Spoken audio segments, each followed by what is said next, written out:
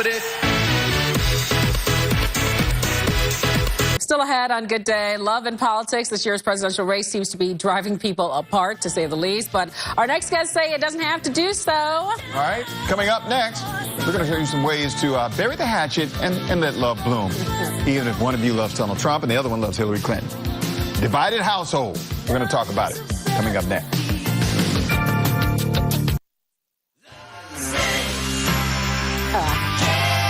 Yeah, it can stink sometimes. Or it could be so sweet. You never know. This political season can be difficult for friendships. Maybe you hate that your best friend is always talking about Hillary Clinton on her Facebook page, or you had to block your loud cousin over his love of Donald Trump. Well, could you imagine dating someone with an opposing political view? Better yet, marrying someone with an opposing political view?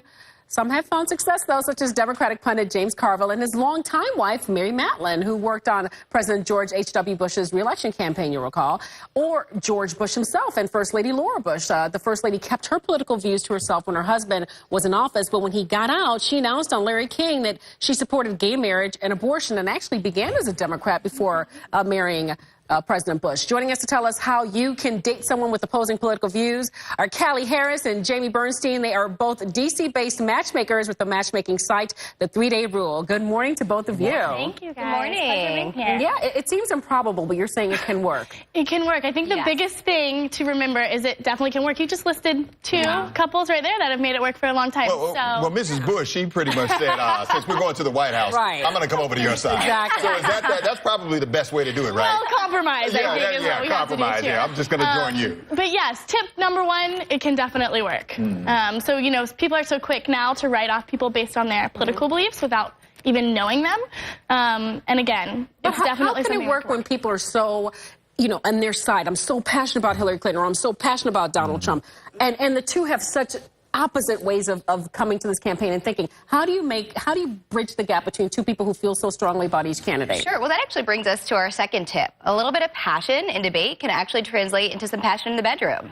So keeping things exciting and being able to engage in some, you know, exciting spark-filled dialogue can be good for a relationship. Absolutely. Believe it or not. Believe it or not. Really? Yeah.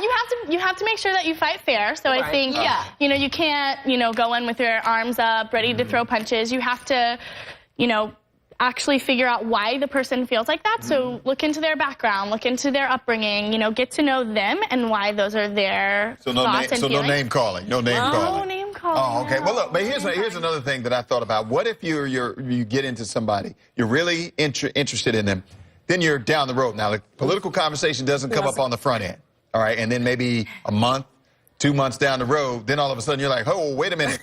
Hold up. Yeah, so that, you know, you could actually find that you agree on a lot more than you disagree. There may be several issues that you actually overlap and even support each other, but you maybe vote on, you know, an issue that you find paramount that may be opposing.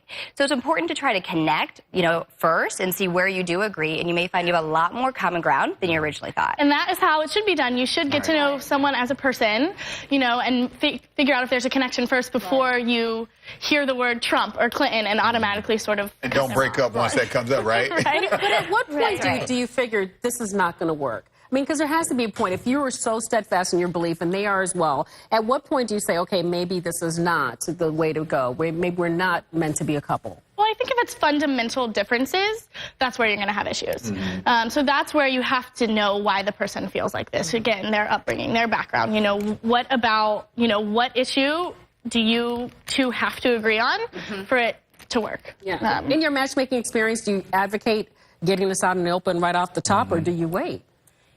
I think you don't want to get it out, you know, before the first phone call. Hey, who are you voting for? That kind of thing. Because like I said, you want to see, you know, first where the common ground is, what you do have in common, and what's most, you know, paramount in your life in terms of your worldview and things like that before getting into who you're voting for.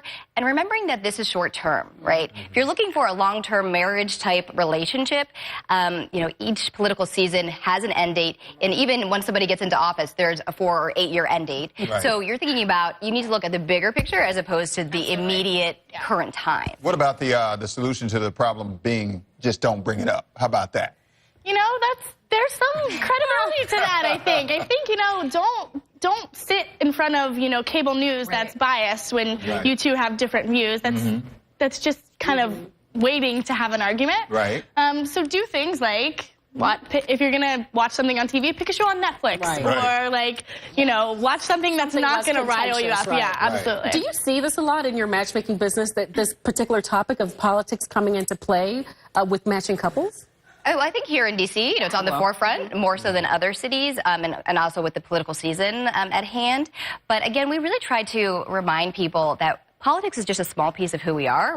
We all have so much more depth, and we're well-rounded. And so it's important to focus on the bigger picture, again, as opposed to this very narrow view. Mm-hmm. Yeah. What about if you're dating someone? All right. Say we're dating, right? And then my friends over here. Great couple, yeah. The cameraman and over here, what if they're over there? And then we get ready to go to their house. We're on opposite sides. We said, okay, we're going to squash it. We're not going to talk about this. We go to their house, and then all of a sudden it's a conversation. And then they're like, why'd you bring that red or that blue over here to my house? Because I don't like red, I don't like blue, whatever it is.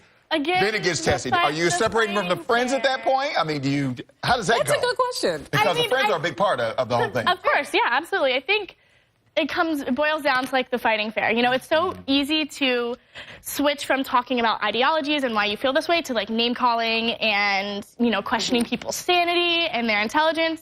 Like, you're friends with them, you know that they're intelligent people. You're dating them, you know that they're intelligent people. So, again, I think it's the fighting fair. And you can say, you know what? Hey, we disagree here. Let's not bring up politics for the rest of the evening. Well, they do say politics makes for some strange bedfellows, and clearly in this situation, that's right. It's happening. All right, the 3-Day Rule is the company.